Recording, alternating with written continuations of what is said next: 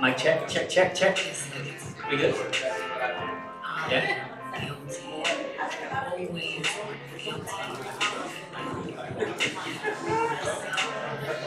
Check, check.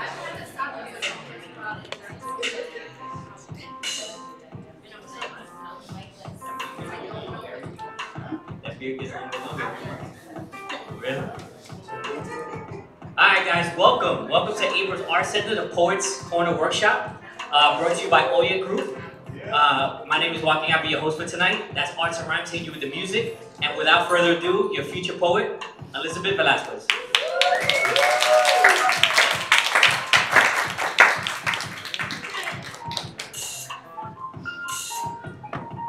Do I need this, Brian? Can I just do Puerto Rican? No, we need you on the mic. Huh? I should have just said that. Alright. Se me fue, bendito se me fue la mujer para Nueva York. During my last visit to Brooklyn, I found nothing where I left it. New Brooklyn doesn't stay still like it used to. They call it growth. Mommy calls it eviction. She says she's tired of the way the gringos keep turning her bodegas into gardens. She says flowers remind her of funerals, remind her of the way everything around her is dying.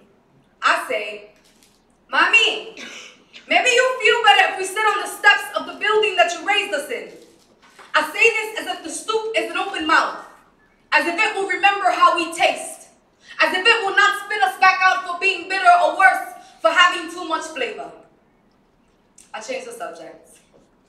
Mommy, I got the job I always wanted. She hears I got the job she never had, and she reminds me that my only job is to keep my stuff off of government payroll. I laugh and worry more about keeping my body off these gentrified streets, because these new art galleries on the block, yo, they want to call my stretch marks abstract, when in reality, they are the strings of a harp and the tag name of God. I am a black book. I am an untuned instrument. I am one part graffiti and one part music. Today, I looked at the way my bones work like machinery. It is almost as if I was born in a factory. You know, the kind of factories that Mommy worked in, with the sewing machines and the severe workplace violations. You know the type. Or maybe you wouldn't know the type, because they have nice windows now and paint. Real paint, not the blood kind. It bothers me that there are words the thesaurus does not pair properly with other words, like the way gentrification could be paired with colonization. I'm sorry, I sound angry all the time now. Really, I'm just loud. Like, I don't know how to talk without sounding like a revolution, like my throat is all boombox and block party. I argue like an unraveled cassette tape, and maybe I could sound a little bit more like music if I was wound up a little bit more tightly. But in New Brooklyn, they don't care nothing about my music. Yo, I heard they tried to take down the Avenue of Puerto Rico street sign. You know the one on Graham? The one they pronounce Graham? The one that's been there for 33 years before they tried to take it down, which is ironically the stated age that Jesus died. Like, why they always trying to kill holy things? They said there wasn't enough Puerto Ricans there these days. Pretend they can't smell the sofrito in the air, can't hear the salsa blaring from a third floor window because a Latino is cleaning their house like, quítate tú pa ponerme yo, quítate tú. It's like Fania knew the future, yo. It's like Mommy knew the future when she told me to keep some bass in these hips. She said, Mija, they're gonna act like they can't hear you. And that's when you make them feel you and you vibrate. Like you're trying to break a sound barrier or stereotype or something. You tell New Brooklyn that if they're trying to clean our house, they will always hear our music in the background. Se me fue, bendito se me fue la mujer para Nueva York. Thank you.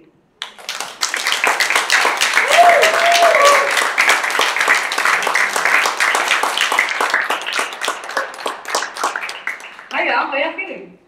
Hi. So my name is Elisabet Velasquez. I am a writer, I am a poet, I am a mother, I am a friend, I am lots of things. And today I will be your teacher or whatever, right? I am really excited to be here. Thank you all for coming out. It's really cold outside, so I am really appreciative that you are here with me. You could have been anywhere in the world, and you decided to be here, so shout out to y'all.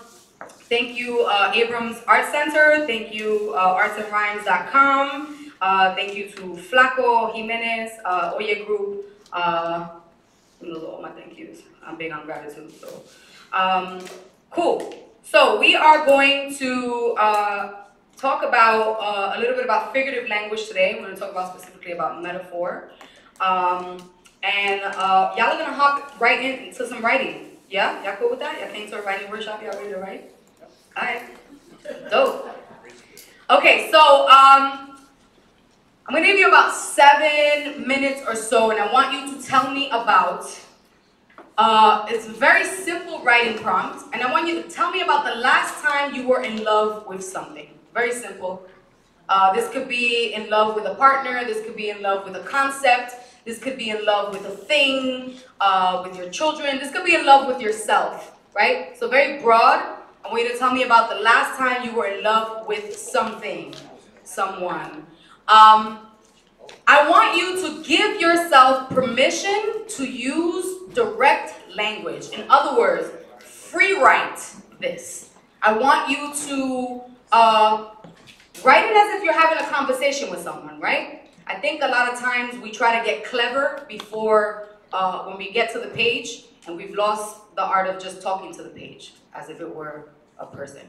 So talk to the page as if it were a friend of yours, or don't worry about, I know it's a metaphor workshop, don't worry about that, we'll do that later. But just be very direct, allow yourself to be free, and tell me about the last time you were in love with something, someone, a concept, a thing, and you'll have about 7 minutes to just kind of free write your thoughts. Yeah, just keep writing, allow your mind to just go. Cool? Great.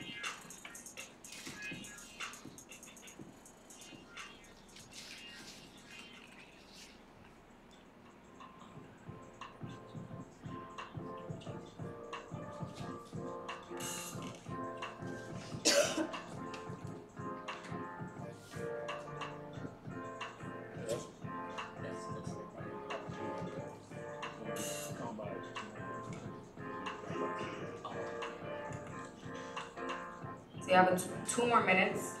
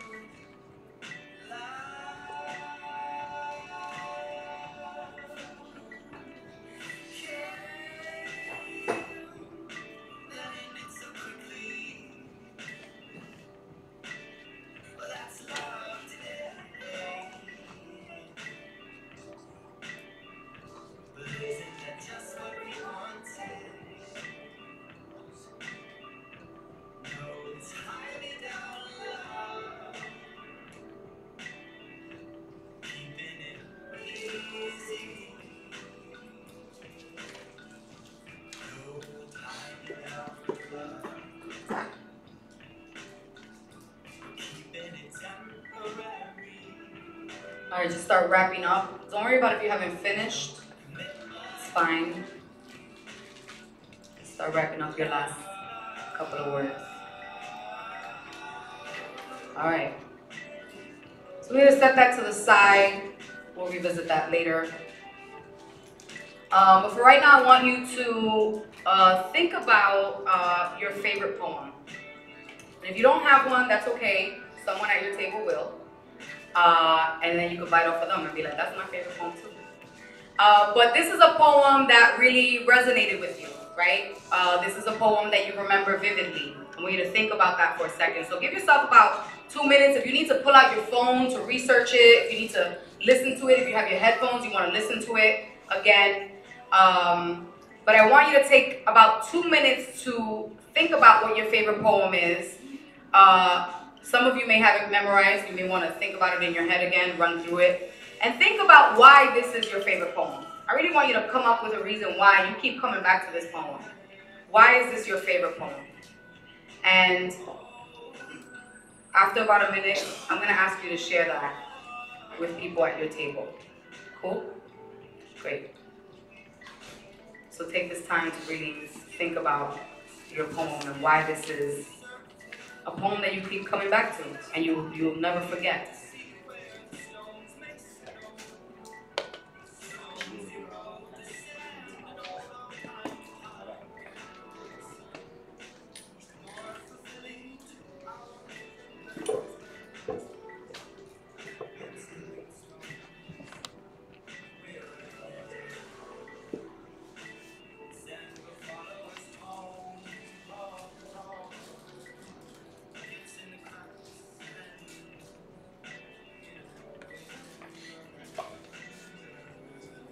And so take about another 30 seconds to get reacquainted with your poem.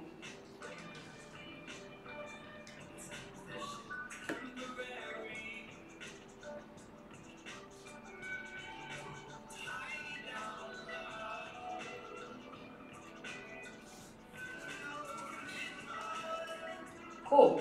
So you are in the next 3 or 4 minutes going to introduce yourself to some people at your table. And this is a poetry class, which means you are not only learning poetry from me, but you're learning poetry from each other, right? So essentially, you're all teachers in this moment because you are telling each other about a poem that really resonated with you. So if you don't know the poems that the people at your table are sharing with you and it's so, it touches you so, feel free to write it down, right? Y'all got notebooks and shit? Y'all got things to write with or whatever? Write it down, feel free to write it down. So take the next 3 minutes to just talk to each other about your poems. Maybe if you want to share a line or so, like, yo, this is why this is my favorite poem, right? And talk about why this poem really resonates with you. Cool? So take about 2 minutes, 2 or 3 minutes to do that at your table with your peeps. Yes, I got it. When we leave Georgia,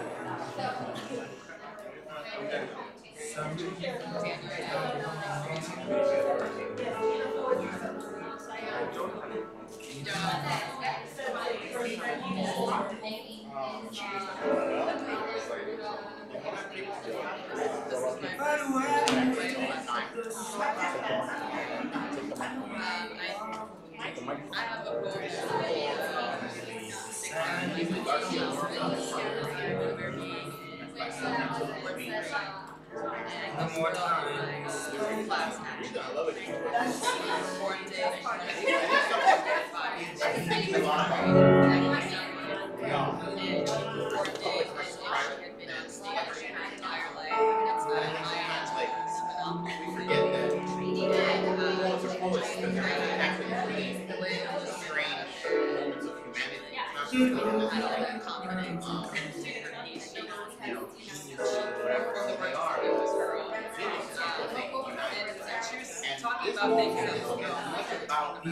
The person who introduces Lorca and Crane, as much as it is about Lorca and Crane, there's a line in here that says, "Yeah, for sure. Let's not be frivolous.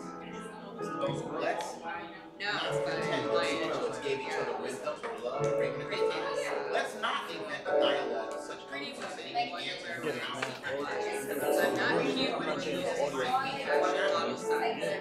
When I start to tell them, they say I'm telling lies. I say, and she like did full body. It's the reach of my eyes, the span of my head. She did like this. Where she's like, the span of my head, the stride of my step, the curl of my lips. I'm a woman phenomenally.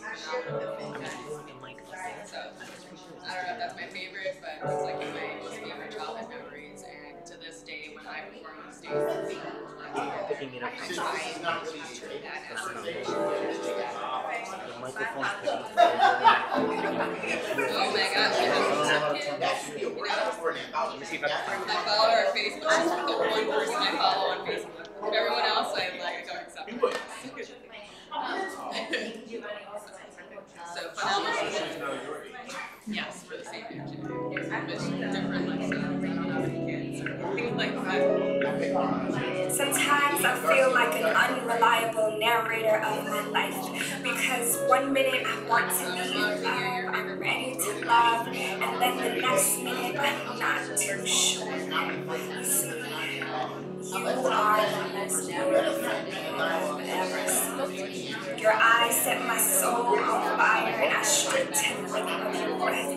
But together, we create lessons. We set things on fire. We're out of control, and I've been here before. I know what this is, and I don't like places that make me feel like I don't trust myself. I like to trust myself. I like to know the sound of my breath. I like to feel the truth of my feelings, and I want to be with myself without having to lose myself. So here we are again. And again, and you have nothing to say. As always, do this.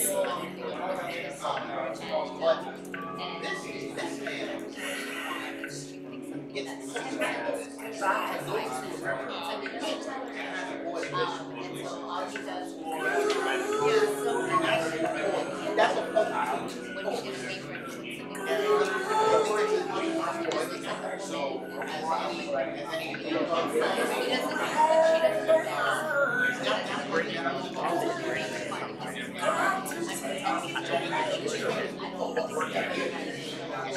I grab the mic now? Yeah.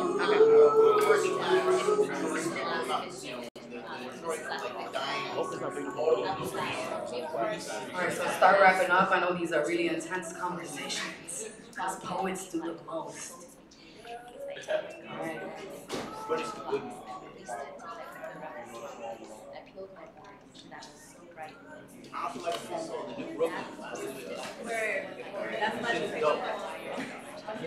It's just that. Oh yeah. Oh, I showed that poem last workshop.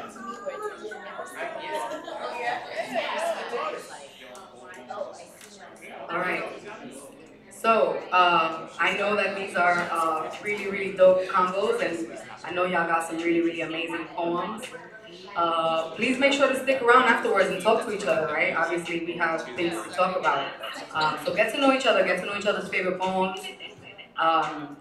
Cool. So I want to go table by table. We don't all have to share, but if each table could share, maybe one or two people can share what you can either share your poem, or you can share something that you heard or that you learned about a poem, and how and why that poem, right? Why that poem was either your favorite or the person's favorite. So any table that wants to start can do so, or I can call y'all. Our table. This table? This table? Great. What's your name? Eddie. Great. I don't know much about poetry, but I usually listen to some song lyrics, so I use that. So That works. it's unconventional, but I just make these poems. Listen, songs are poetry, right? Music is poetry. So one particular verse, I guess he called it the Hustler's Prayer in the song The Sky's the Limit. So he said, if the king shoots me or breaks me, I hope it makes me a better man. Think of better things. The money in my mom's name. Get my daughter in college, man, so she won't need no man. Take off your timid. Only make it moves when your heart's in it. Pray sky's the limit. So that's deep for me, because as a man, that's all I would ever aspire to want to do. You know, that's exactly what I want to do as a man. That's something I feel that might be a blueprint for life, for a man, at least my interpretation. So that's what I really mean. So that's something that you aspire to. So thank you. So anybody else from this table want to share? We're good? No? Okay. Anybody from this table? Anybody? Nobody? One person? No? Cool. I'm looking forward to it. Consent is important. To share what poems and feelings. This table back here, we're going to talk about a favorite poem and a feeling that it evoked, or why it's your favorite poem. I could share, you know the poem that I talked about. It's a poem called On the Meeting of Garcia Lorca and Mark Twain. Anyone who's ever been in one of my classes knows this poem, because I teach it all the time. And you know, I've been thinking a lot about the public and the private, and I think a lot about, especially in the age of social media, and I think about celebrity a lot. I think about, like, you know, how we put people on pedestals, be they celebrity or be they poets, right? And how a lot of times poets are really problematic motherfuckers, not for nothing. But I feel like, you know, Garcia Lorca and Mark Twain are both these like real surrealist poets. They're considered in various canons, they're considered like the greatest poets of their time, or whatever. And in the poem, it kind of just breaks all that shit. And it focuses on the person who actually brought them together. And he gets so tired of the elevated language and surrealism and the fact that they have to switch back and forth between Spanish and English, that he leaves them in the bar, and he goes outside, and he has a vision of his son falling to his death, right? And there's this, there's that moment that is poetry all by itself, and to make sort of poetry out of that tragic moment, and that's just as valid to honor that vision and to honor your own confusion as it is to have this, like, you know, this sort of outlook about poetry as this elevated language thing. That's kind of why I gravitate to this poem again and again and again, because it really blows up all your notions about what poetry should be. So the beauty behind making something tragic into something. Yeah, and also just blowing up popular notions about what poems are. Got it. What is it called again? It's called On the Meeting of Garcia Lorca and Hart Crane. On the Meeting of Garcia Lorca and Hart Crane. Hart Crane. Cool. Anybody else from this table? The poet's name is Philip Levine. Got it. Thank you. Anybody else want to share a favorite poem and why? I chose Cotton Candy. What's your name? Oh, I'm sorry. I'm Angelique. Hi. Hi, Angelique. Hi. I chose Cotton Candy on a Rainy Day, Nikki Giovanni, and specifically for this stanza. It's actually the last stanza and the one in the middle, but I'm going to read the one in the middle. They have asked the psychiatrists, psychologists, politicians, and social workers what this decade will be known for. There is no doubt it is loneliness. And I don't know why I connected with that, but I really love this poem. I remember the first time I read it, and I just kept reading that particular one. Like I had the whole book in my hand, and I just kept going right back to the title poem. Thank you, Angelique. Anybody else? Anybody from this table want to share? The teacher's table, you gotta share. It's the teacher's table. Let me do this back. I'll just say that there's this quote, I don't know if you've seen it. It says, "You are enough. You are so enough. It is unbelievable how enough you are."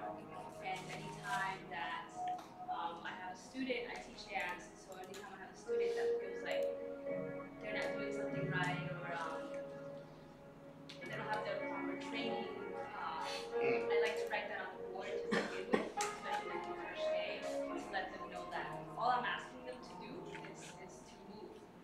The same way that they walk through the halls of the school or down the street, like I'm just asking you to move. I'm not asking you to be a professional ballerina or anything like that. And I also then take that with me on my personal life, because I think that this is probably like a universal thing, but there's so many moments in our lives where we don't feel like we're enough, and we doubt how enough we really are. So, like, we don't want to talk, right? Amazing. So, we heard, I aspire, this is my favorite thing because this is something I aspire, right? This is something about turning trauma into something beautiful. I really connected with that loneliness, right? And I want to make sure that people know that I'm enough, right? And so Maya Angelou has this quote, and she says, "I've learned that people will forget what you said, people will forget what you did, but people will never forget how you made them feel," right? And when I think about good poetry, right? When I think about what a good poem is, I think about poetry that evokes a feeling in me, right?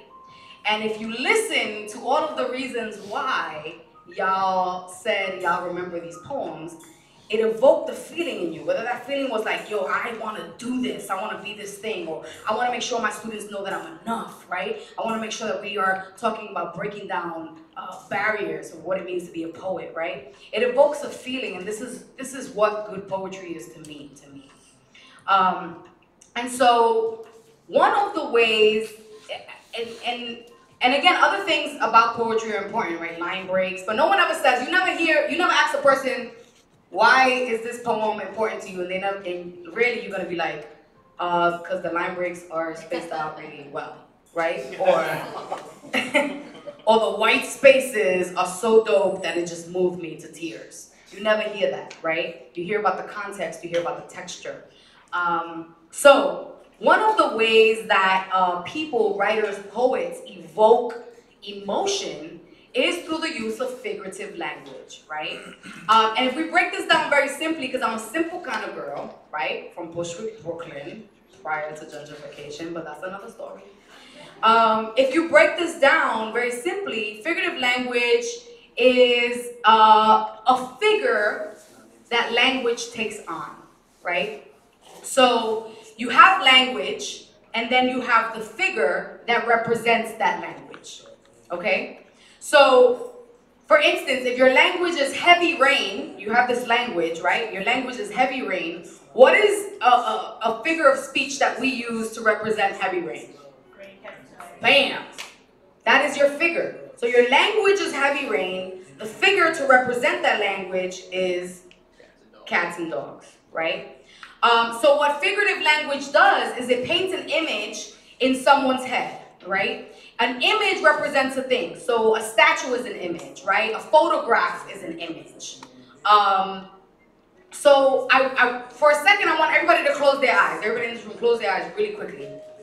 And I am going to say really simply that there is a bird. There's a bird. I want you to imagine this bird. There is a bird. Cool. Y'all got the bird? Y'all thinking about the bird? Great. The bird is in the brain. Alliteration. That's another workshop. Cool. Open your eyes. Everybody take your, you have your writing utensils. Write down what kind of bird you saw. What was the bird that you saw in your brain when I said there is a bird? What bird came to mind? What bird came to mind? Back when I was in high school, bird was a slur. That's Bushwick things.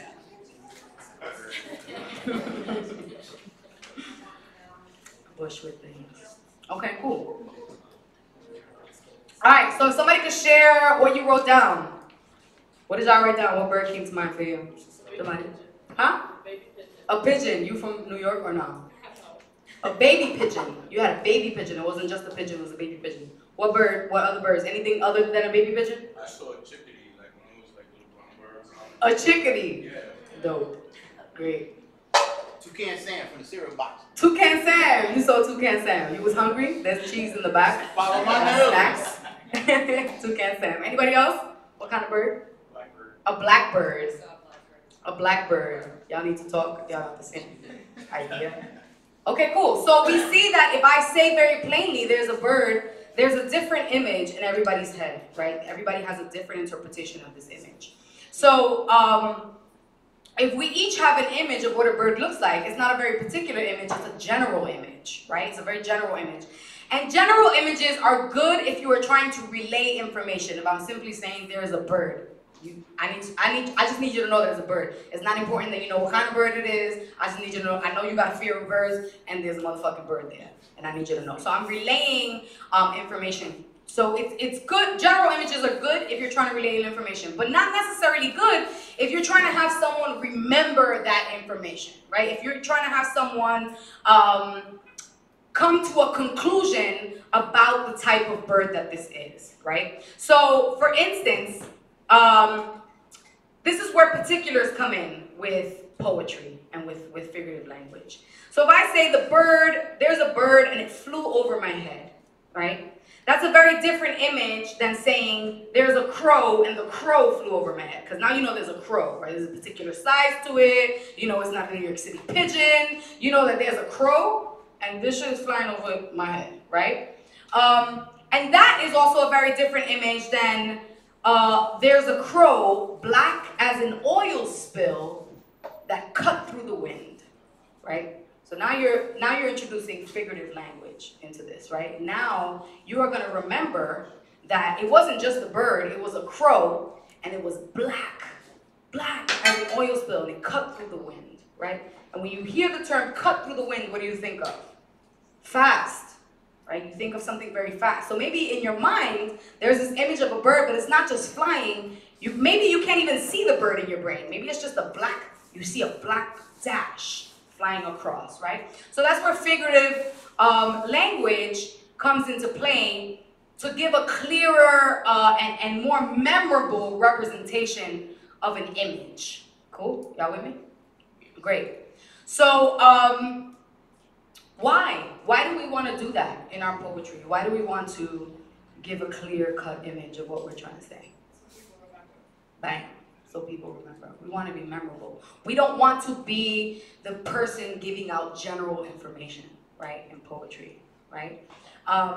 So we want to evoke a feeling, right? We want to convey a particular message because it allows the reader to be able to visualize the thing that we are trying to say, right? It becomes less, your poem becomes less informative and more experiential, right? Did I say that right? When you experience shit, right? It becomes more of an experience. So it's very different to be able to read a poem, to be able to see a poem, to be able to hear a poem, than to be able to feel a poem. Different thing, completely, right? It is almost, it is the difference between saying, it is the difference between having a pamphlet on Disneyland and going to Disneyland, right? So think about that when you write your poems, right? You don't want to just give somebody, yo, Disneyland is dope, read that, right? And then taking them to Disneyland, right? Completely different thing because you're experiencing. So I I have the honor of having a very special guest in the building, my mentor, Rich Vijar, who's right over there, who's talking about Lord God, because we be like in sync or whatever. And he was the first person that introduced me to this concept called duende, el duende, right? Which was a concept that Lorca talked about in a lecture that he gave. See, I be listening to you, Rich, or whatever. I be studying and stuff. And el duende is the spirit of evocation, right? Evoking something, the duende, right? And Lorca, which was a Spanish poet, and he was also a playwright, and he did a bunch of other things like we all do, probably, explored el duende, and he says it comes from a physical reaction or an emotional response to art, right? It's what gives you chills, it's what makes you smile, it's what makes you cry, right? It's what makes you sit at this table and be like, yo, this poem really did it for me, right? That's duende. So he says, and to quote him, he says, the duende then is a power, not a work. It is a struggle, not a thought. I heard an old maestro of the guitar say that duende is not in the throat. Duende climbs up inside of you from the soles of the feet, right? It's not coming from here, right? It's coming from this unimaginable place that we each possess, right? So figurative language allows for people to experience poetry and get to this place of duende rather than just having poetry be general, right? So figurative language includes puns, personification, allusion, and today we are going to talk about my favorite, because I call myself a metaphor whore because I really like metaphors. If you know my poems, you know that I love metaphors. And we're going to talk about metaphors today. So can someone tell me, before we get into metaphors, I want to just briefly discuss the difference between a simile and a metaphor. I know y'all know this. Adrian taught you. I do it with my kid all the time. You want to? Something is like something, that's a simile. Right. And when something is something, that's perfect. So a simile uses like or as. A metaphor is a direct comparison, right? So I'll give you an example of that.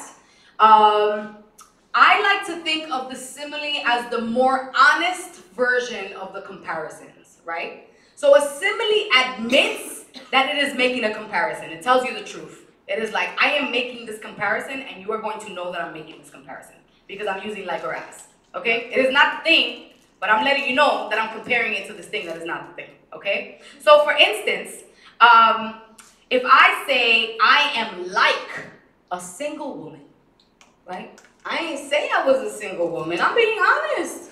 I ain't say I was single. That's your fault if you thought I was single. I said I was like a single woman, right? So it's what it what it does is it allows for you to really think about what that means. Well, what does she mean? Does she mean she's in an unhappy marriage? Does she mean that she don't got no food in the fridge? Because that's how single women live, right? It allows you to really, really think about, right? It allows you to really, really think about, what does she mean? There's so many different things that you can say when I use a simile, like I am like a single woman, right? So it's honest, right? Super honest.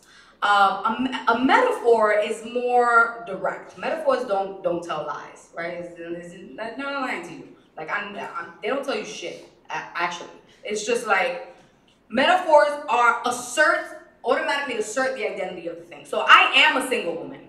I am a single woman. I'm that single woman, right? Huh? It's a metaphor. Can be.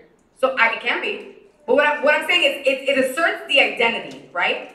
So I am this thing. One thing is another thing, right?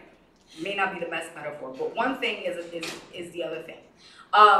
So the simplest, and again, that's the simplest version of a metaphor. The simplest version of a metaphor is the first thing is akin to the second thing. Cool? So for some of us, metaphor comes easy. I know for people of color, we were raised on metaphor, right? Like Latinos, like, no se puede tapar el sol con la mano. Or like, what are some metaphors y'all heard growing up? Did your mother make glass go away from the TV? Right. Great. Anything else? Pantalla sin luz. If you stand in front of the TV, you can see through you. Right. Right. Say that again in English, slower. Okay. Got it. So for some of us, metaphors come easy. For others, it takes work, right? And it's essential for you to just have patience with yourself. Because like all things, things take practice, right? So don't. We're gonna do some exercises in a few. Don't be, if it's hard for you, that's fine. Like, it's cool. Just go home and practice it or research, like, you know. Don't beat yourself up if you don't get it. Hopefully after this workshop, you'll leave with some new tools on how to understand what you're doing in your poems with metaphors. So if I say my mother's home was a prison, what do you think of? Bars. I'm trapped. Someone stealing, that's a whole nother. This sounds personal, Jerome. We can talk about this after. we don't want to put your business out there. Don't worry about it. My mother's home was a prison. So what conclusion can we draw from that metaphor? My mother's home was a prison. Mom's a warden. My mom's a warden, yeah, which is another metaphor, right? My mom's a warden. Bam. So in plain language, when we break down the metaphor, right? In plain language, that may mean that my mother's really strict. It may mean that my mother doesn't let me leave the house at all, ever, right? So thinking about what plain language interpretation are you trying to say, right? So immediately we understand that this person can't leave her home and that her home has some characteristics of a prison, right? Her mom may be a warden, she may have curfew, she may be afraid. If I say he's a snake, what characteristics, what would we be thinking? He's a snake. Sneaky. What else? Huh? Can't trust him. Cold-blooded. What else? Sneaky, can't trust him. Slithery, slimy, right? Conniving, right? Poisonous. Venomous. That boy is poison. How ripped a bow. Which is another myth. So metaphors are a direct comparison. There's no mystery, straight, no chaser. I was at a class with a poet. If y'all don't know him, y'all should know him. Write it down. Y'all got notebooks and pens. His name is John Murillo. He is incredible. And what he said to me, he said, similes make you think, right? We talked about earlier, right? And metaphors make you feel, okay? Similes make you think and metaphors make you feel.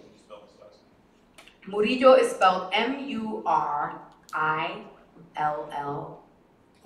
Isn't it yours? No. And the way that he explained metaphor to me, he said, a metaphor is a way of making something known by way of the unknown. So a metaphor is a way of making something known by way of the unknown. So take, for instance, let's rewind back to the metaphor of the cats and dogs, right? So what is the unknown there? The unknown is that there are cats and dogs falling out of the sky. That is unknown. I've never seen it. If you have, you live on a different planet. I need to know because I want to go there because Trump is president.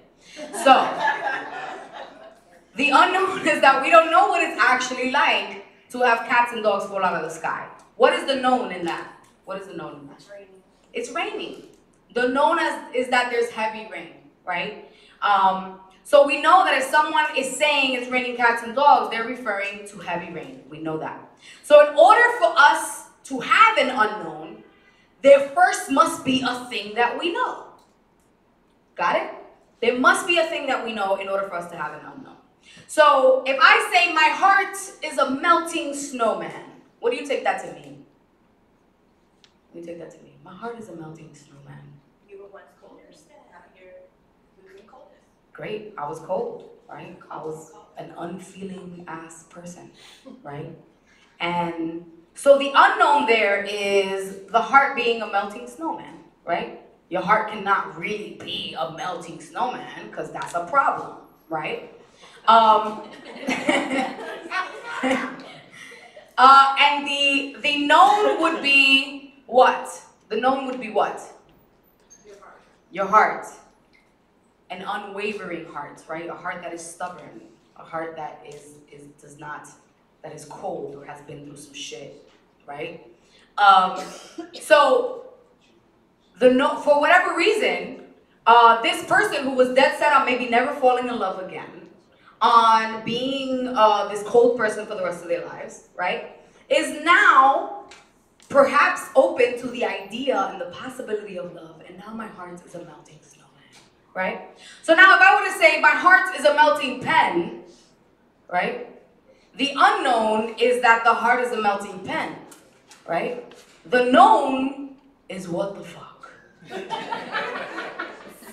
What is it? We don't know. I don't know what a melting pen is. I would interpret that as like, you're not someone who really likes to share your feelings, and if your heart is a melting pen, then maybe you're sharing or maybe you're spilling. Shout out to you for being abstract. I appreciate you. Listen, in poetry, you can be right any which way you want. Trust me. But what I'm saying is that there has to be some sort of known thing, right? When we're doing metaphors, we don't want people to have to think that like that. Some people are gonna get it, some people are not gonna get it. We don't want to have to be like, what does a melting pen really feel like? I've never seen a melting pen. I don't know what the hell you're trying to say. I'm sorry for your heart. That sounds fucked up, right? So we want there to be a good metaphor provides clarity. Switch it to a bleeding pen. Is that A bleeding pen, right? Great, perfect. If you switch it to a bleeding pen, right? We know what that is, right? It is a known. So a good metaphor provides clarity. A bad metaphor leaves you confused. Got it? Cool. So it's like, you know what it's like to be at the end of your rope. You don't know what it's like to be at the end of your bookshelf. I don't know what that means. What does that mean? That means you need to buy another book. I mean, yeah. Cool. Great. Maybe that wasn't a good example when I have readers and librarians in the room and shit. So also be aware of the references that you're using in your metaphors. Be aware of your audience. You gotta be deeply aware of these choices that you're making. So for instance, I'm a huge fan of La Lupe. If you are not familiar with La Lupe, get familiar, Google her. YouTube is free for now. You know, I know we got the whole internet shit happening or whatever. What's it called, that thing? Eso mismo, net neutrality, hashtag, that sucks. So La Lupe, I'm a huge La Lupe fan. She has a song that says, teatro, lo tuyo es puro teatro, which means theater, right? Your love is pure theater, right? Which means what? Drama. You mad drama, you mad dramatic, you fake, it's not real, right? But if I was to say something like, your love is like a La Lupe song, you have no idea what I'm talking about, right? But if I was to be more specific and say your love is pure theater, and then I link it to La Lupe somehow, or somewhere in the context of my poem I mentioned La Lupe, then you have more of an idea of what I'm trying to say. Cool? So, great, perfect. Let's get into some of the poems let's get into metaphors by Sylvia Plath. Read it. Can someone read it for me? Someone with a good speaking voice. Now, Rebecca, go ahead, girl. Okay. Metaphors. I'm a riddle in 9 syllables. An elephant, a ponderous house, a melon strolling on 2 tendrils. Oh, red fruit, ivory, fine timbers, this most big with its yeastly rising. Mummies new minted in this fat purse. I'm a means, a stage, a cow and calf. I've eaten a bag of green apples. Boarded the train, there's no getting off. Cool, thank you. What do you notice about this poem? So let's look at the poem. What do you notice about it? It's 9 lines. 9 lines, great. What else?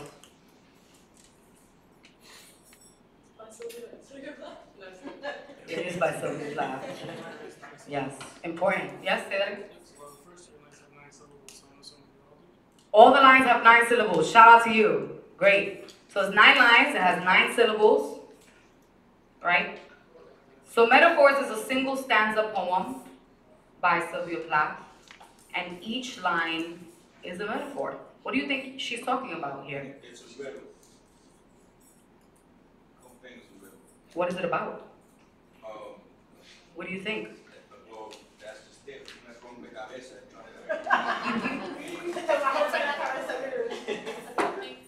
Rich. Break it down. She's pregnant. Wow. Can someone read this again now with this new information that we have that she is pregnant or may think that she's pregnant? Somebody read this again. Somebody read it again. Rich, you want to read it again since you came up with the discovery that she's pregnant? Good. I'm a riddle in 9 syllables. Elephant, a ponderous house. A melon strolling on 2 tendrils. Oh, red fruit, ivory, fine timbers. This loaf's big with its yeasty rising. Money's new minted in this fat purse. I'm a means, a stage, a cow in calf. I've eaten a bag of green apples. Boarded the train, there's no getting on. Cool. So she may or may not be pregnant. So Sylvia Plath wrote this when she thought she was pregnant. She was not pregnant, but she thought she was. And each line is a metaphor about how she feels about maybe being pregnant, right? So I am a riddle in 9 syllables, right? 9 representing the 9 months. The poem is written in 9 lines. An elephant, a ponderous house. So here she's describing what? Right? Something big, which is like a pregnant, don't ever call a pregnant woman something big. FYI, I'm just trying to save your life here. Because I've been there, I know what that's like. But a pregnant woman might feel what? Like she's heavy, right? Like she's an elephant, like she's a ponderous house. So this is a really good poem to think about metaphors, to think about how you're using your metaphors. Let's talk about the next poem, Mother to Son by Langston Hughes. Can someone read that? Well, son, I tell you, life for me ain't been no crystal stair. It's had tracks in it, and splinters, and boards torn up, places with no carpets on the floor, bare. But all the time I've been climbing on and reaching landings and turning corners, and sometimes going in the dark where there ain't been no light. So boy, don't turn your back. You sat down on the steps because you find it's kind of hard. Don't you fall now, for I still going, honey. I was still climbing. And life for me ain't been no crystal stair. Cool. What is Langston Hughes trying to say here with this poem about a mother to a son? Is it about stairs? No. What is it about? About life. It's about life. What about life? It's a hard knock life for us. Right back. But no, I'm not anyway, no, it's been hard, but she keeps on going even though it's been hard, and that there's no use in trying to go back to how things were because it's not gonna be like there's no point trying to go back to things that are familiar, even if the future might still be hard. Right. Does she say any of that in this poem? No. Right? What do you notice about this poem?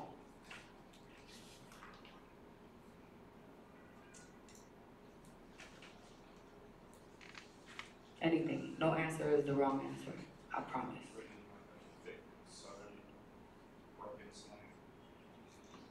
Right. So here is a poem that builds upon an initial metaphor. So the initial metaphor is what? The crystal stair. And then it continues to tell you about this crystal stair. But it's not really about a crystal stair, right? It's about the hardships of life.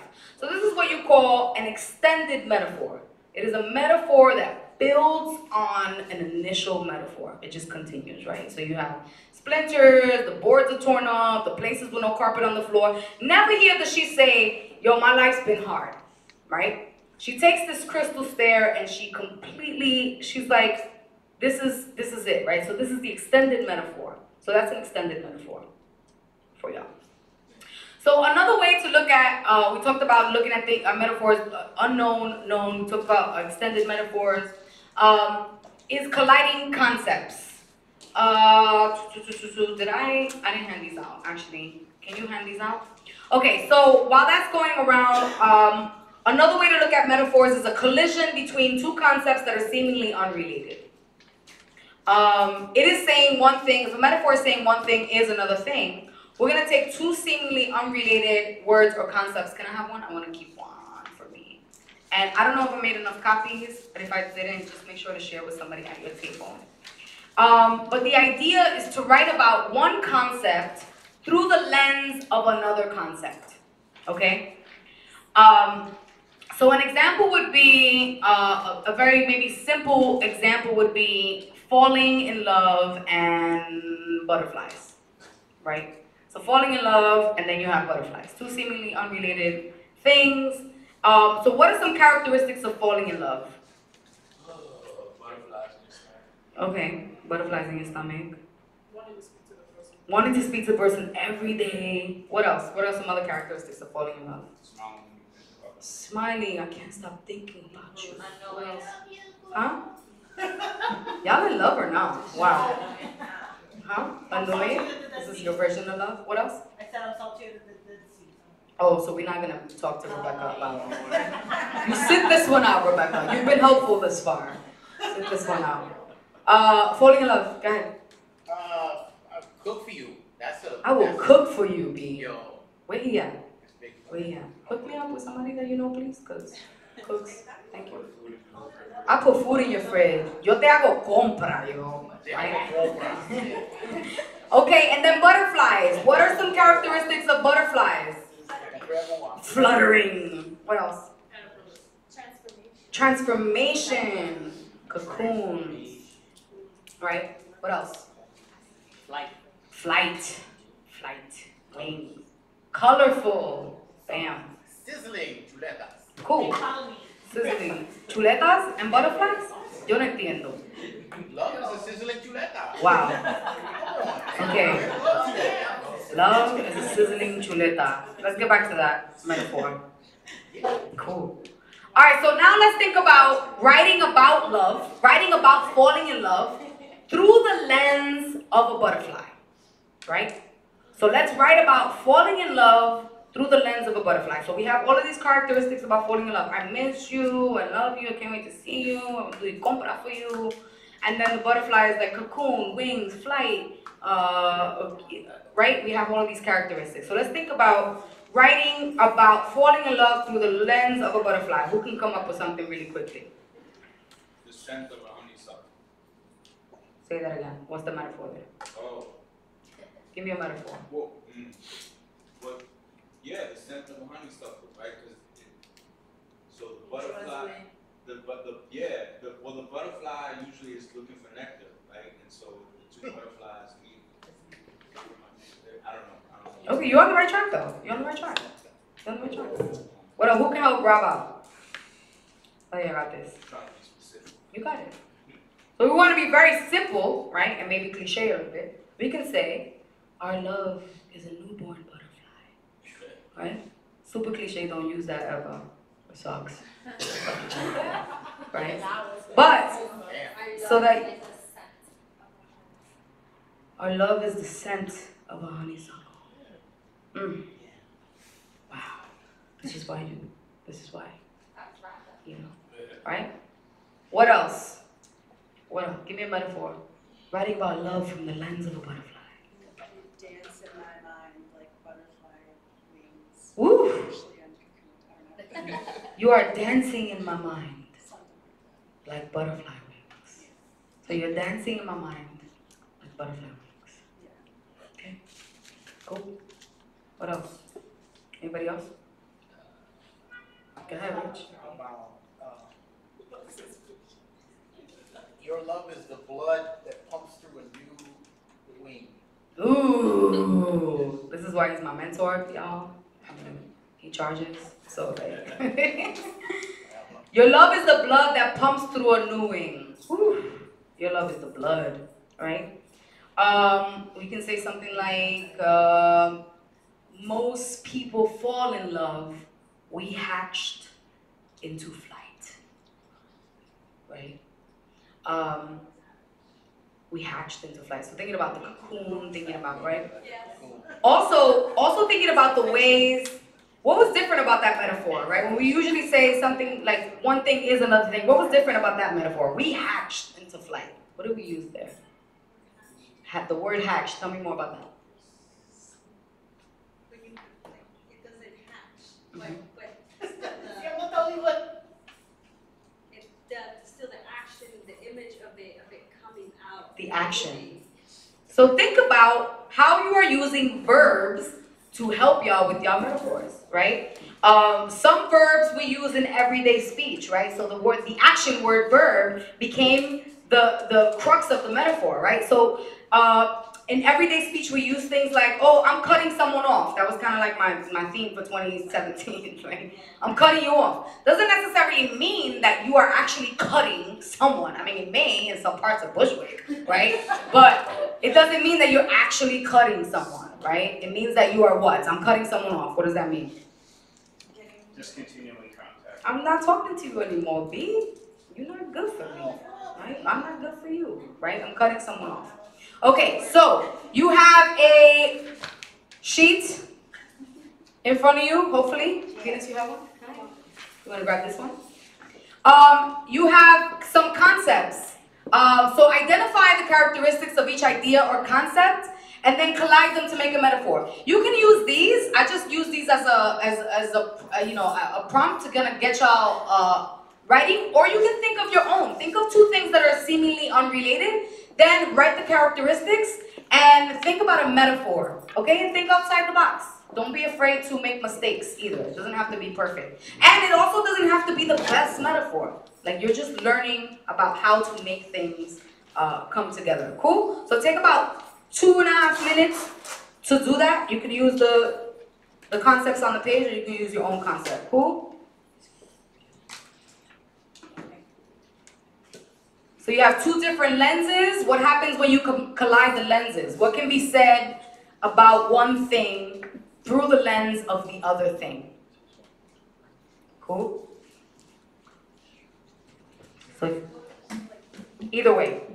Yeah. So if you have falling in love and, falling in love and a Greek god, what can be said about a Greek god through the lens of falling in love? Or what can be said about falling in love through the lens of a Greek god? Either way.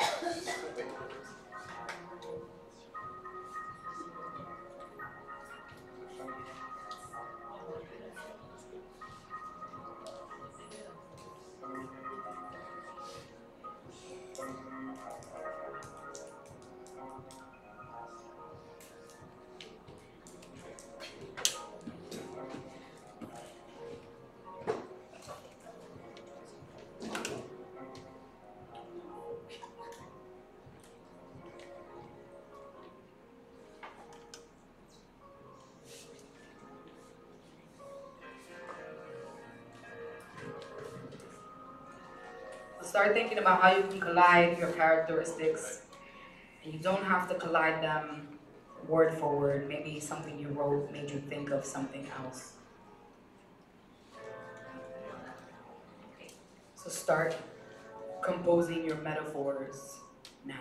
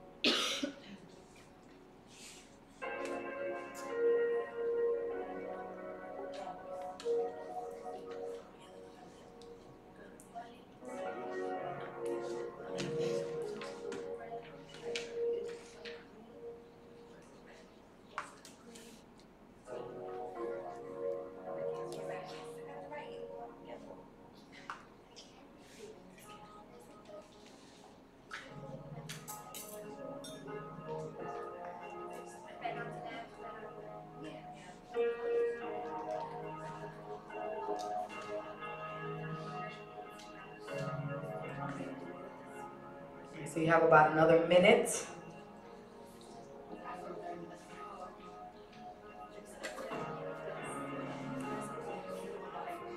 So start wrapping up your metaphors. Be a one-line metaphor, an extended metaphor if you're fancy.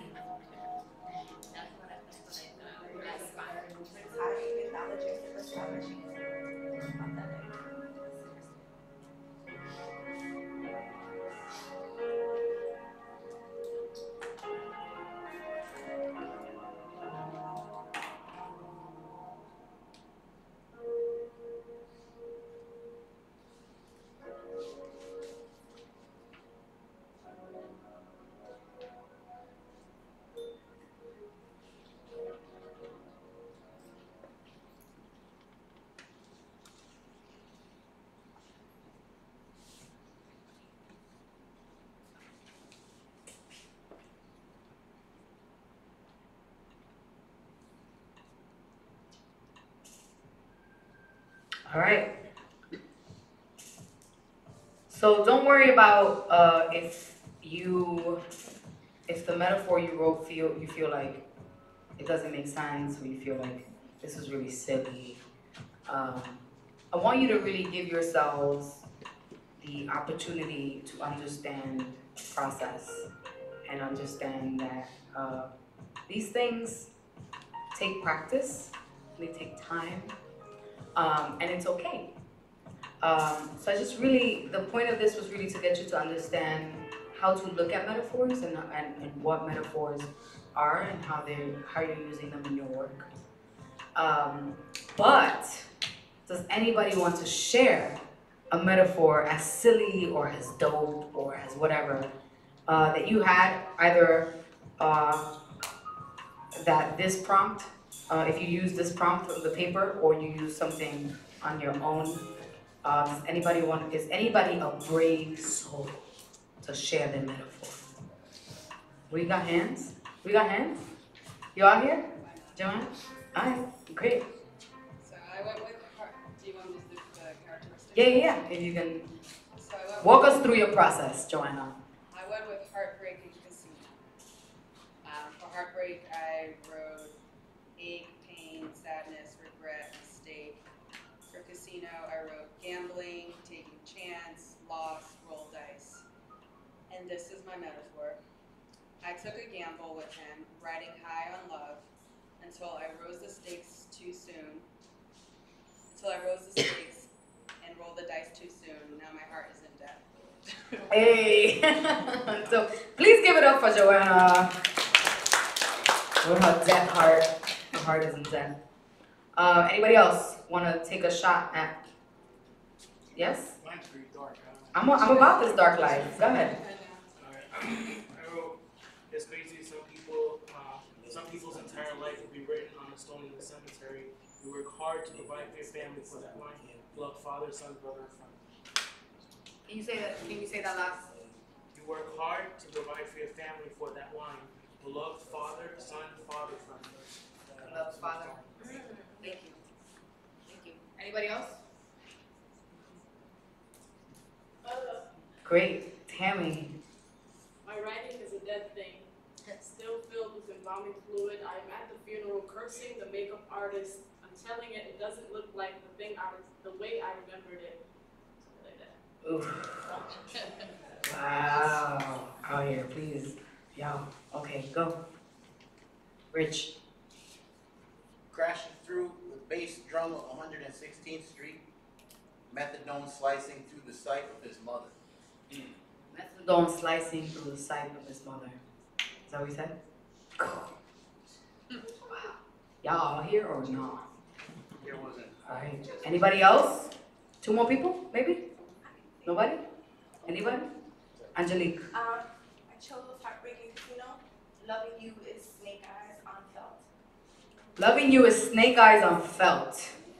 Oof. Snake Eyes is a bad thing, though, right? I think so. I'm not a gambler, but it sounds bad. Anything snake, it just sounds. Anything snake. Believe in yourself, actually. Anybody else? One more person? Maybe one more person? Yes? No? Maybe so? We're good? Alright, cool. So, we talked about all of the wonderful things about metaphors and why metaphors make your poems memorable and why and how they are able to make your poems come to life. So, is there such thing as too much of a good thing? Y'all know I wasn't gonna let y'all go without talking about how we be overusing metaphors sometimes, right? Like, let's have that conversation. Huh? Yeah. Right. She's also Sylvia Plath. Right? And so we gotta figure out what that means for us, right? So things to look out for when we're talking about metaphors, right? Huh? And she stopped that time. Yeah, she stopped. So like any good thing, there is such thing as too much. One is too much, right? And of course that varies from poet to poet and from taste to taste. But I want to leave with you that evoking feeling, because that's what metaphor does, right? It evokes feeling. Evoking feeling is a responsibility. I'm gonna say that again. Evoking feeling is a responsibility, and there is a process to this responsibility, right? So, if you are going to ride on a roller coaster, the process is what? What's the process before you get on the roller coaster? Before you get there. Huh? Bam, you gotta get to the theme park. Then when you get to the theme park, what happens? You gotta stand in line. Pay $60. Huh? You gotta pay $60. So there's a process, right? So if you're gonna go on a roller coaster, you first gotta stand in line, right? Sometimes it's a longer line, sometimes it's a shorter line. And you get to the roller coaster eventually, right? You get to the roller coaster eventually. But there was a process to get there. So I like to think of the metaphor as a roller coaster, right? That's where you get all the emotions, the thrills, the chills, right? That is what is evoking the feeling. And I like to think of the line as the direct language, okay? The language that is not metaphor. The line is the process, right? The direct language of the process. So sometimes, what happens on the line? What happens when you're on the line at these theme parks? What happens? Somebody cut before that. You out here. You from Brooklyn or not? Okay. Harvard, right? Got it. But sometimes you meet really cool people on the line, right? You talk to people on the line, y'all waiting for this roller coaster, you're waiting for the emotion. You meet really cool people on the line, so you get to know them, right? You figure out why they like roller coasters. Yo, Rob, why you on this line, yo? This is King the Car, you've been here before, like, who convinced you to get on this roller coaster, right? You get to know people, right? It's part of the process. You get to know what happens before you get on the roller coaster, right? What's making them try the roller coaster, right? You have all these conversations. Sometimes you don't meet nobody, right? Because you're an introvert and you don't want to talk to none of these motherfuckers on the line. You just want to get on this fucking ride and get it over with, right? So sometimes the conversation is with yourself. Sometimes that conversation on the line is, I don't know why I decided to get on this motherfucking roller coaster. I don't even like heights. I don't like none of the butterflies in my stomach. I don't like that shit. I don't know why I'm here. Or, I really, really enjoy this, and this is part of my self-care routine, and I'm getting on roller coasters every fucking summer, right? So you have this conversation with yourself, right? So the line is the information that you're not gonna get on the actual ride. Got it? Because the ride is the metaphor. The line is the information that you're gonna get before you get on the ride, right? The line is the direct language. And so sometimes what happens is that we wanna go straight to the roller coaster, right? We wanna go straight to the ride. We wanna go straight to the metaphor. And we don't have that conversation with ourselves. And what happens is, if we use metaphors a little bit too much, if we go sometimes directly to the metaphor, it can remove the reader from the setting, right? Or cause the reader to lose interest in what you're talking about, because the setting has not been established, right? We don't know what that line looks like. We don't know. We haven't had that conversation with ourselves, right? So that world has not been developed, right? We don't know what the fuck is going on. You're just talking about some shit about a fucking roller, like you're just on the roller coaster, right? So you want to make sure that you are developing that world, and sometimes that happens through direct language, right? Sometimes it doesn't happen through metaphor, and that's okay. That's cool. Sometimes we need that direct conversation, right? Another thing is avoiding cliches. What's a cliche? What's a cliche? I love you to the moon and back. Ugh. Whatever, you said that 1,000 times before, right? Right, what else? What's a cliche? What is it? The rose that grows from concrete. Alright, we get it. You're from the hood, and you refine. We understand. What else? Huh? The last Coca-Cola in the desert, right? So, the Pepsi? The last Pepsi. My bad, you particular. So, a cliche is a literary work of art that has lost its meaning or has lost its feeling through overuse. We heard this way too many fucking times. I don't want to fucking hear this anymore. I'll give you an example of what that is. The song Despacito. Y'all know this, right? It was dope when it first came out. It was like, oh my god, I really love that song. You have to hear it. Here it's on my Spotify playlist. I love this song. Right? After 1,000 fucking plays and it's all over the world and all over the country, you're like, oh my god, change the station, right? It almost brings rage, right? So cliche, right? y'all know what you've all felt this, right? It almost brings rage. So like, cliches are something to look out for. And cliches are easy because they say what you want. It's right there, right? It's like, oh my god, your skin is so silky. Your hair is wool, whatever, right? It's easy. It's like it's right there, right? But it's not original. It's not your shit. It's easy. It's a poet being lazy, right? So cliches. Overplayed radio songs. If I hear Despacito one more time, I'm gonna get violent on someone, right?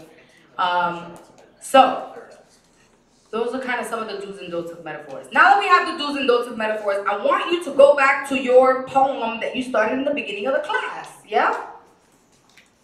Cool. The poem about what you fell in love with, who, what, when, where, why, right? I want you to now look at this with everything you've learned about metaphors, hopefully, in this class. Now I want you to look at this with a new set of eyes. Tell me about the last time you were in love. Again, this could be with a partner, an idea, a concept, whatever you wrote about. And I want you to avoid cliches. I want you to use direct language when necessary. I want you to think about what you learned today about images and how to use images. And I want you to make me feel it. I want you to make me believe it. Cool? That duende, right? That power, right? Now I want you to show me this thing in a way that is unique only to you. Cool? In a way that only you can show me this thing. Okay? So go back to your poem. You maybe have some direct language in there that maybe you can transform into a metaphor, right? maybe I fell in love turns into I don't know, that's kind of cliche, but again, I can't breathe. That's horrible, don't use that. But make me believe it in a way that is unique to you. Use metaphors, use the things that you learned today. And then we're gonna get into our open mic, and y'all are gonna rock out. Cool? Great, so take about 10 minutes to do that, and y'all are gonna be good. Cool.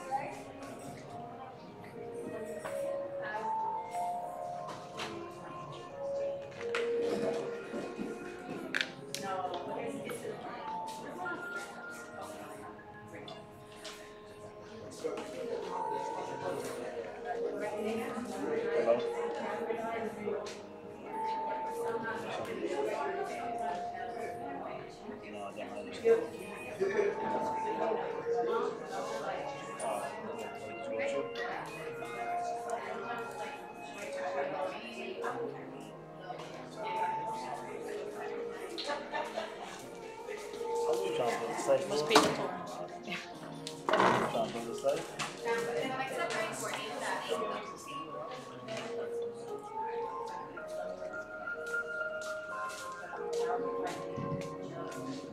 So we have about 3 minutes remaining.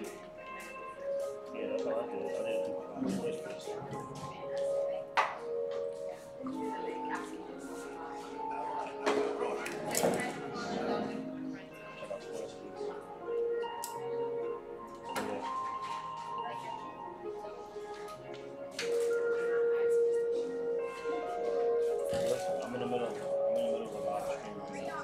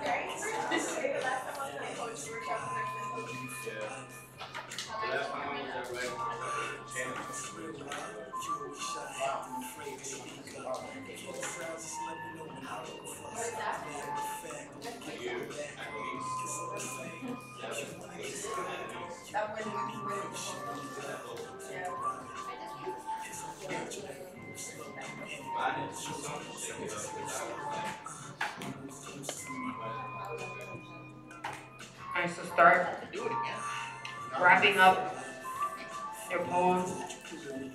And I'm up here with my chips and pepperoni.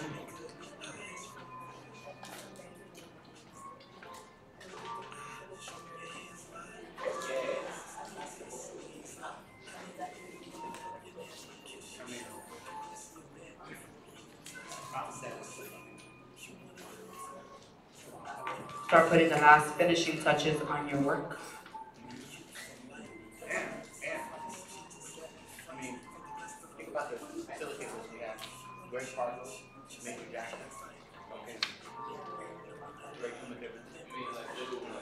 We named major stuff, but they came through. And they did a workshop. And that's it.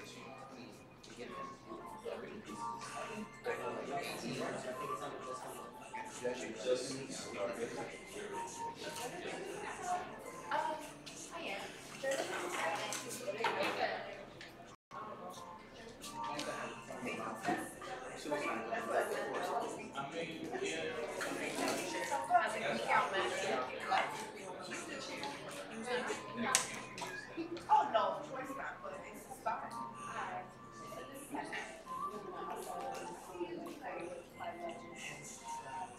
I know.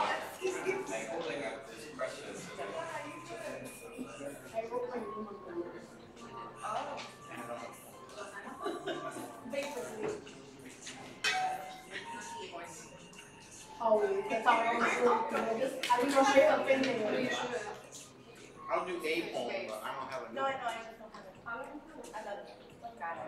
I'm gonna judge you. She did. She totally judged me. If I take myself off with you. But even that's an honor to be judged by him. A little bit. Muchacha. I said if I take myself off with you. Huh? And I said if I take myself off. No, I don't judge you. Believe me, I'll teach you half of it. I have 5 faces, not 5 values. I didn't want to put that.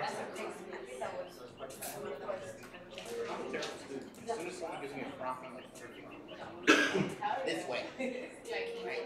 I give prompts out, keep it this. Like, I'm kind of citizen, right? That's my life. All right. So, plumas down bolígrafos. Because plumas like feathers in other places, right? In Puerto Rican, we say plumas.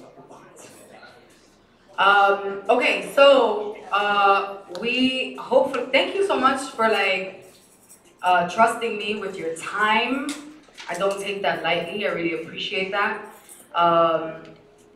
Thank you for allowing me to spew how I view metaphors in poetry, in the world, in my work. Feel free to talk to me afterwards. So I just want to acknowledge you all, and I want you all to give yourselves a round of applause. Y'all did that. And now we're going to get into the open mic portion of the night, which is my favorite ever. And y'all are going to make me feel some shit, which I'm excited about, because y'all know how I feel about feeling. So, the first poet to the open mic is the one and the only, literally, Rich Vijar.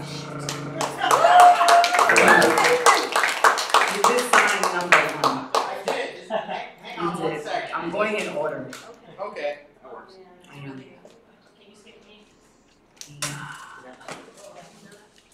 Okay.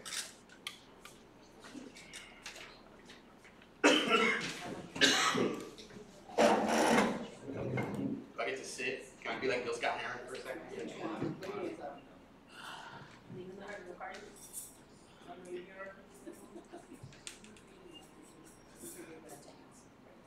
I feel like I need a guitar and shit.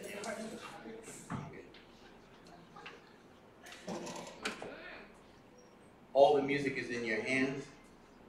All the music is in your hands. All the music is in your hands. All the music is in your hands. All the music is in your hands. Improvised on dry gourd or stretched across my father's drum. All the music is in your hands, a gourd with grooves scratched into it, improvised rhythm. All the music is in your hands, an improvised rhythm scratched across a gourd, an afro pick, a black fist, a revolutionary insistence inside the gathering place. All the music is in your hands, insistence scratched across a gourd, afro picks and jibaros in this cold northern city, pickle jars for congas, your clubbed fingers. Memories swept in snowdrifts stay piled by the door.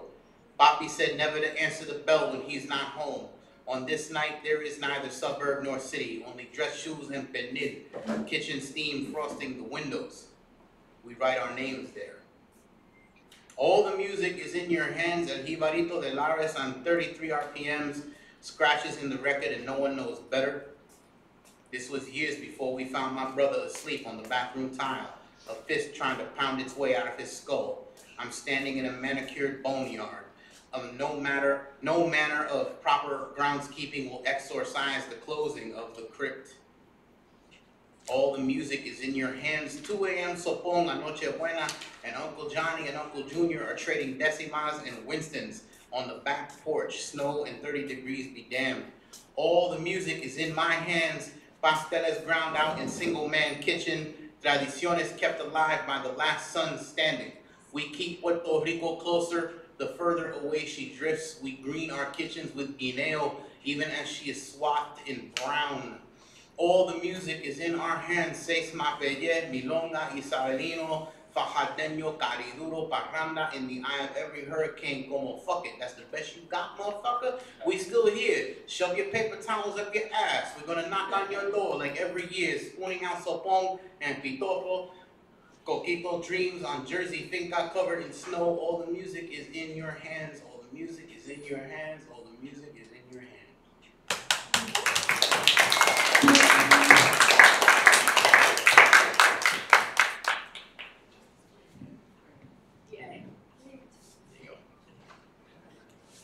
All right, give it up for Rich one more time. So, as I stated in the beginning, I am big on gratitude, and I just want to acknowledge some people that are in the room that have been important to this night. That have kind of been silent contributors, but very loud. So please, and I want to give a chance for them to talk about what they've been working on. Please give it up for Lopez View. You can follow him at Lopez_.view.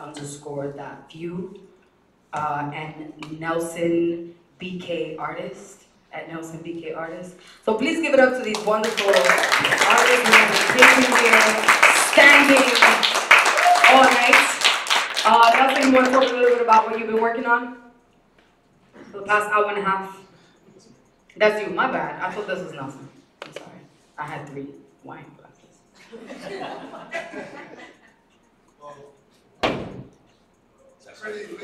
Maybe 4. I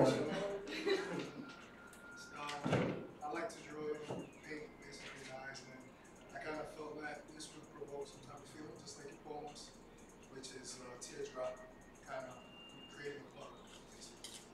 So it kind of symbolizes sadness a little bit, but you know, it's for you to interpret and take it for what you want to. So, thank you, Nelson. Teardrop into the bottles. Shout out to you. Gracias. Mr. Lopez. I knew that because we met last time. I knew that. The inspiration from this was actually off of him. He does a lot of stuff like this. Kind of inspired me just to try something different. That hair and texture, just how green and showing love. So I just took inspiration off of that. Dope. Feeding off of each other. That's what we do as artists. Dope. Thank you so much. Give it up for this. Make sure to follow them on Instagram at Lopez_view and at Nelson BK Artist. Show them some love. And then in the back of the room, very quietly, very silently, but I see you, boo, is the founder behind artsandrhymes.com, which is live streaming this event and all of the other events that happen here monthly. So please give it up for Brian, who's been the DJ. You want to give like a 1-minute spiel about what Arts and Rhymes is? No? All right. Cool. Just Google it. It's dope. All right. Cool. All right. The next poet up to the mic is Rebecca Garcia.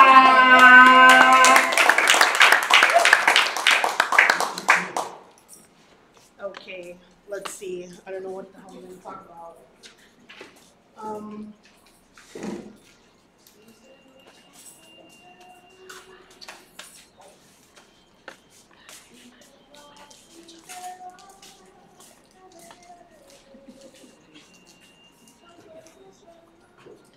So I did National Novel Writing Month this year, and so I told myself that December was going to be my sabbatical from writing. So I wrote, we can get 5 lines that are kind of whack. And so I'm not going to read them. I'm going to try to find something that I wrote a while ago, because I haven't written anything in a while, because I deserve to not write right now.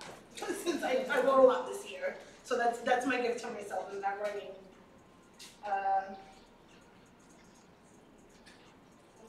Something that I wrote that sounds like poetry.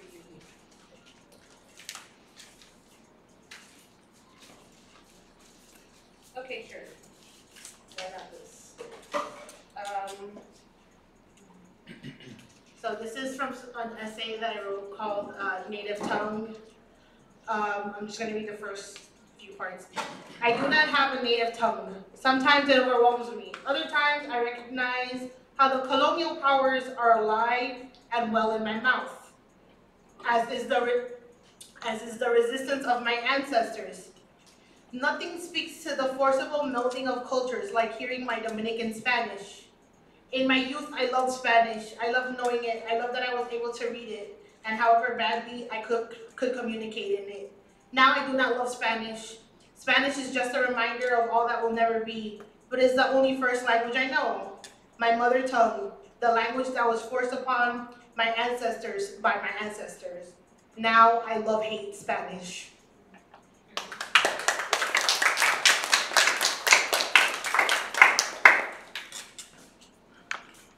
All right, give it up for Rebecca and keep it going for Tammy Lopez. Tammy.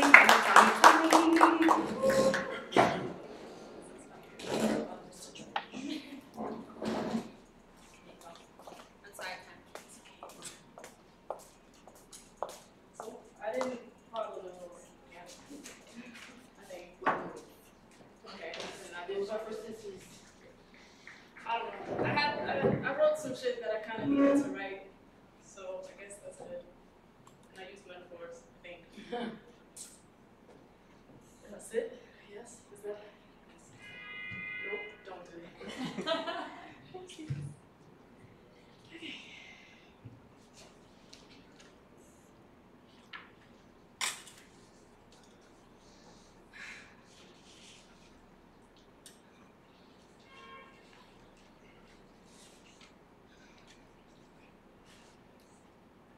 My oldest brother is bipolar. I stopped telling people he exists a long time ago. My oldest brother is a baby pigeon in a nest on the AC, hanging outside my window. And when he calls, I act like I don't know how his chirp sounds. I forget that he wasn't born with 2 wings, which is the reason why he never learned how to fly. I forget that my father used to chew his own pain and spit it out, and feed it to my brother and call it nourishment. I forget that there are still worms in the back of my throat that my baby that baby pigeon fed me while my father was never there. We have all flown the nest and forget we called it home once. I let my baby pigeon become a forgotten thing. My brother is a baby pigeon in the nest on the AC outside my window. The window is a photo album I never dust off. I am afraid that if I do, it will make me become pigeon again. That I will want to fly south. That I will have him in the nest on the AC outside my window. Sorry.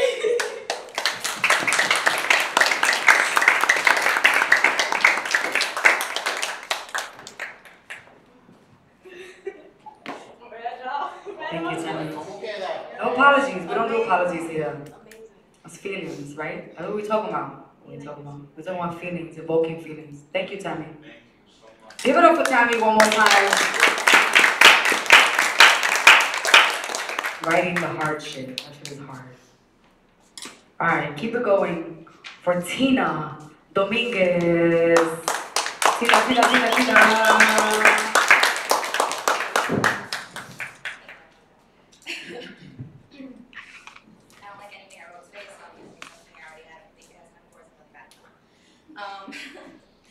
Artist, monster of a man, I broke this bounded back to let you in. You lack me like perishable goods, though I will still be here tomorrow, but your tongue has twisted on itself again, already pouring pretense into another overweight vessel, until filled with false promise she's forced to spill over unnoticed. Women are not your self-portraits, canvas to be smothered until there is no blank space, sold to highest bidder, forgotten, like you didn't pour, sold to highest bidder, forgotten, like you didn't pour,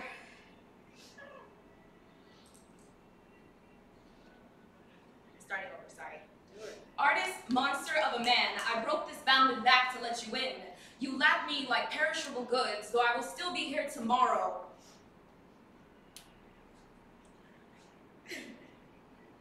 I will still be here tomorrow, but your tongue has twisted on itself again, already pouring pretense into another overweight vessel, until filled with false promise she's forced to spill over unnoticed.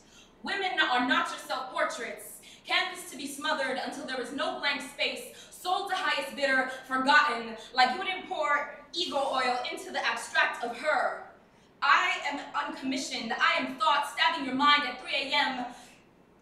as you're entangled within your latest muse. I am not a woman of the hour. I devoured your lifeline for breakfast, taste hesitance and nonchalance like favorite topping, and still, I cannot self-aggrandize enough to encircle your infantile desire for attention, wanting to play little spoon, but you never shrink for anyone. I need a meal worthy of my hungry, and you're too full of yourself to see. The error of the way you soaked your hands in sweet nothings and mumbled them onto my thirsty skin, mistaking dehydration for misplaced infatuation,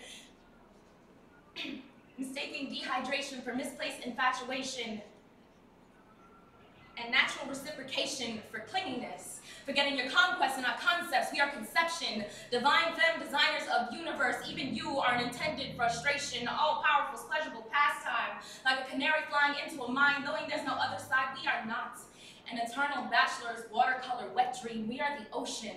Manic pixie dream ho calliope's not here for your low-key misogyny, so clap your hands if you believe. Because I touch myself and wonder how anyone could dive into me and still covet air. Yet there you stand, breathing in like oxygen could ever compare. And I'd say it's your loss, but you gained the luxury of my taste, and here I stand, phantom hand on foolish waist. You may have mounted me on wall, all skewed and screwed colors, but I have cut you from my veins, bled you onto every page, flushed my system of every honeyed verb, and you may hold the brush, but this art interpreted will have the last word.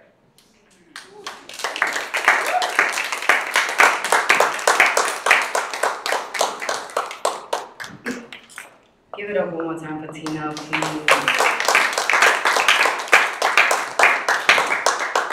I like having the last word. I'm that kind of girl. You're gonna say shit after me, so you know. All right, please keep it going for Simply Rob.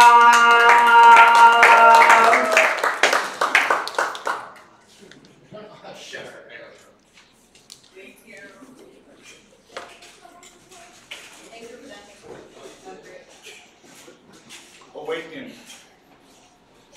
by the frigid nip of a memory invading my dream, I stand to look down at the futon mattress on the floor.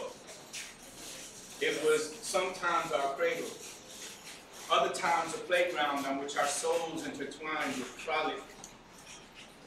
Now a grave forgotten, in which the spirit of a love lost, a love left for dead, was laid to flounder. I feel a pull on the strings in my heart, but my ears never hear the sweet sound. Muffled by the voices that scream inside my head, I crawl back into bed, and I try not to think about it, try not to think about the day that lies ahead. I try not to think about the way we used to be, the way he'd look at me. I try and forget the pet names we learned, we called each other, and learn the name of his new love. Wishing that I could lose myself in the bosom of my mother as if I were a child that from the world outside needs to take cover, but trying to explain the pain to her is just as insane as my inner child longing to nurse from her breast in vain. But if the truth be told, I miss the way she used to hold and soothe away my fears by stroking my forehead softly with her hand, and I miss the one that used to be my man. The bliss of his kiss is still remembered by my lips. Like a gymnast, my memory does backflips and lands feet planted firmly on the day I called it quits. I called him on his cell phone and then hung up, but then he called me back again. We argued a bit, and then I said that this relationship must end. He said, I'll leave, and I asked when. He packed, and then he unpacked, and then he packed again. Ending the magic along with the misery of those days gone by. But does it ever really end? Does a heart that's truly broken ever really mend? Because a connection once created still exists. No longer love, but whatever it is, it continues to persist. When thoughts of him enter my mind, I clench my teeth, also my fist. Then I remember this. I sacrificed my heart to save my soul. Pulling the plug on what we shared, leaving behind a dull post that painfully fade away. Forever freed, forever cursed. For better or for worse, I prayed on that autumn day for us each to find a way from which we both had strayed, respectively.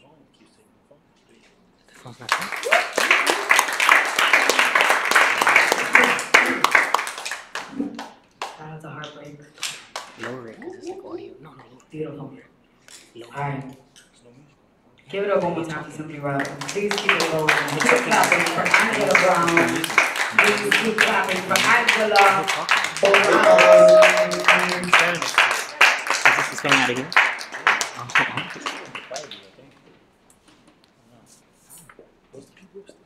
No, I swear it's from here. Times I'm like, it's on the speakers. So I was like, This one is called Other Vision. Lively, loud, too bold like loose cannon. Clever, cutting wit, sarcasm deemed scary. The sharpest snare poised to snap. Be patient, pensive, calm. Could be ticking time bombs. Regardless, ways and words perceived as weapons. No room to see range. So are my tears the best tangible proof of my emotions? Humanity, at last made concrete, to my dismay. Otherwise, my feelings stay stuck in theory. Through other vision, must you see contorted face, hear gasps compete with the stone in my throat, cycling sobs, forcing statements past first lips. Is all this rawness at risk of your misinterpretation? Your kaleidoscope gaze, grasping everyday colors and things, through dissected hazy parts, warped till they become something else altogether.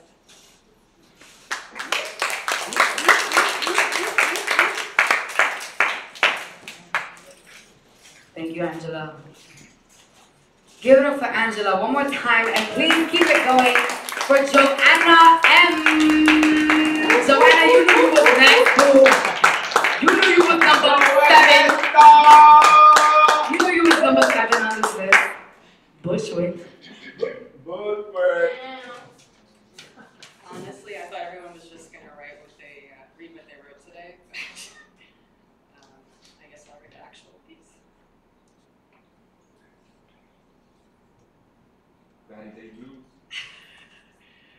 A girl with a boy name and A-cup breasts. Despite my handicaps, I can't complain. #blessed. I tend to play down my exterior so that my words can reign superior, learning that my vanity does not make me inferior. No shame, I express, much pride in the puff of my chest. Stay woke with my third eye open wide, closed off shut like a valve every time inquiring minds try to pry. When pettiness tries to abash, karma comes through with that swift backlash. I learned a long time ago that the prettiest of faces are inclined to do the ugliest things, testing boundaries of what they can get away with. No remorse, no forgiveness, simply because we admire their image. Chalk it up to privilege. I've seen the writings on the wall, like hieroglyphics. Using your visage to gain vantage will surely become your vice. Life will humble a bitch and teach her some empathy. Practicing being sincere in my humility. Learning to accept as much as I give when it comes to sympathy. Don't never flinch when they come for me. Mama prepared me for life's spite, with many a blows to the tummy and pride. Haha, ain't it funny how the ones that are meant to love me seem to hurt me the most? Can't breathe for the painful lump in my throat. But don't you speak in mumbles when you talk. Try not to drag your feet when you walk. It's okay to speak in whispers, as long as you're expressing from the heart. Idle minds and loose lips and intelligent conversation does not spark. Those feels catch you deep, so deep, your lips tremble when they part. Got me feeling used, like the crotch of my favorite panties after seeing one too many periods. No matter how much penance I give to that washing machine, there will always be evidence of my past shame. I call those things of experience. Naive optimism, gullible intuition. You are not a victim of your circumstance. Take every lesson life gives you. Learn from them to advance, and be grateful for that second, third, fourth, and fifth chance. Thank you.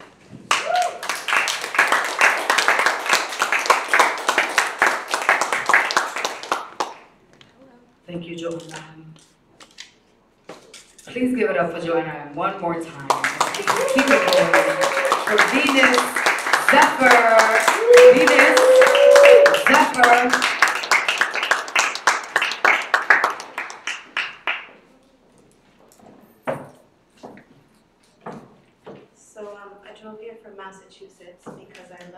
Elisabet for so much amazing. Y'all are amazing. I consider myself a social justice poet, but I'm gonna do some love poetry, and I realized every day that love is the biggest act of social justice that we can do. So here goes. You were the love of my life, traced everywhere we went like decoding braille just to place you. Where were you? I thought I misplaced you, but you were never there in the first place. I found out later.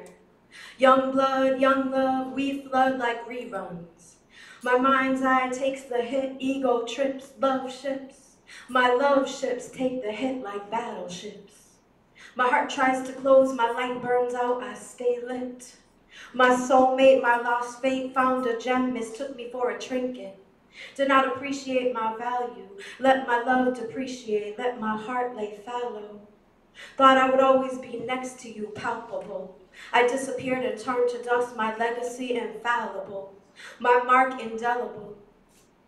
But you never learned how to be accountable. I let it flow, I let it go, I had to let you fly, I had to say goodbye to the streets that made us and maybe played us and could have been blended to hold and shape us. But instead we played love in a series of sentiments. On the season finale with characters that resemble relentless, invented ways to save but never actually gave birth to a way. We were us. Everybody saw us and said, you two, of course, always. We know what to do. We got together in a holy moment, but you let God slip through. Didn't allow her to capsize you. Closed your eyes to divinity calling you. You looked me in the eye, my lover, my life, this atonement for our loneliness. All those stolen seconds and you lied. You came through just to take two. Never met me, couldn't have kept me. Spent all your energy in deception, selfish to let yourself go and collect me. Saw a flower, pretty pick me, didn't water my roots or lift me. I made you better, you made me my best, but you never meant the words you said, so we never could have left. Our train parked in stations of elation, taking planes to head games, now we're indebted to dilation. And my thoughts always crowning, going round and round and rounding. Contemplation incomplete, our destiny stained. Because you stole my love and let it fade, you became deranged. Let your heart close with my love never waned, I went insane. I miss the minutes and the moments, plush sentiments that have my body rolling, contorted and uncontrollable. For your touch I was a fiend, my mind recorded every second of our scene. You held me down like a dream. I was held captive, baptized in the waters, our love capsized and enraptured. Tiny rivers and oceans who delivered us. We were the lovers others would hold vigil with. I'm living it heart open because this is it. Infernos melting the body of us, our son, Icarus. I'm gonna stop there.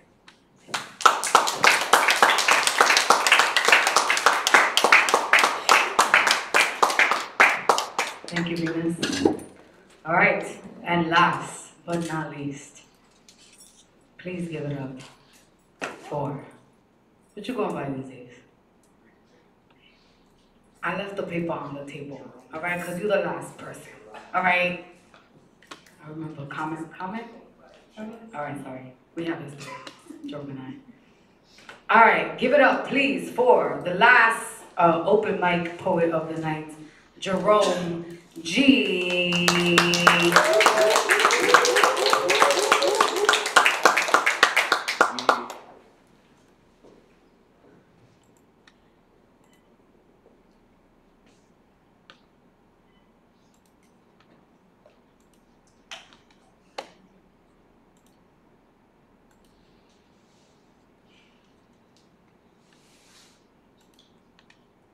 My mom is overweight. We don't talk about it. As a child, I would collect these yellow flowers and she would... As a child, I would collect these yellow flowers and she would twirl the petals in my chin and ask, do you like butter? A playful old school act of affection. It takes a moment to digest the truth. I'm afraid she'll die obese. Before I get married, before she has grandchildren, before she swallows her pride and asks for help. packs her voice like her words are going on vacation. Her tongue ain't being evicted. Her throat is a pantry full of self-esteem she keeps locked tight. And this is the woman I brought buttercups to. She acts like Weight Watchers has a mouthful of skinny she could never stomach because skinny bitches are mean. My mom is a graveyard of secrets. I've seen memory zombie up to her lips, her childhood caked up in the corner of her mouth. She never speaks of how she doesn't eat often. Leftovers do sit-ins until celery goes on hunger strikes in her fridge. Insecurity gives her acid reflux. She jokes about her belly fat, calls it her jelly. Say she fine and fluffy, feet stay swollen, yet we dance around the issue. I barely visit. You can't count the calories in quality time, so why do I apportion my adulthood to the woman who gave birth to me? This conversation simmers in our silence. She's always trying to butter me up to get groceries, but the longer I'm in her presence, the more we start beefing. The irony, I'm vegetarian. I hate that we argue. It's a scientific fact that obesity is contagious. You're 40% more likely to be overweight. If a relative you're close to is obese. I grew up the fat kid, shuffled his way through fist fights for extra fries, ashamed of this awkward beige carcass. I miss the mommy I brought dandelions to. She swears she birthed a prophet, a poet, calls me Langston Hughes, loves me like I walked on the water in her belly before she birthed me. I never whine or complain, I just do for my mother. Delivered groceries to her fridge even though most of it was spoiled. Even though I was crippled with the privilege of second helpings, arthritis never riddled the hands on my watch when it was time to pick up the slack. I've been a man of the house since I was 8 years old. Watched men drool over the moon. Watched men drool over my mother's bones and howl at the moon in her blood. She's more princess than pumpkin, so I became more silver bullet than baby boy. She's been the woman of wonder who set the bar for my manhood. Took life's uppercuts on the chin like Iron Mike, but lately, I'm not sure if she feels the world has her on the ropes, or she thinks people are jabbing punchlines behind her back. Maybe I should fill her refrigerator with flowers, since food is just an aesthetic, to let her know I like butter, that there's love in her kitchen, that her belly is no burial ground for guilt or the holes in her flesh are no battlefield of pain. I'm bearing the weight to know when my mother will be over her insecurities. I hope she knows I'm strong enough to handle her love unconditionally. I'm just not ready to hug the love handles on a tombstone the next time I bring her flowers.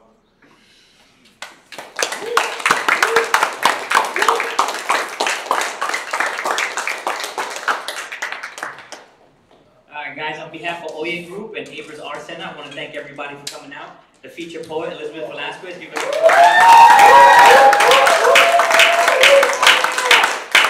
make sure to follow us on social media, at Oye Group, at Arts and Rhymes. My name is Joaquin, that's Arts and Rhymes, and we out, man.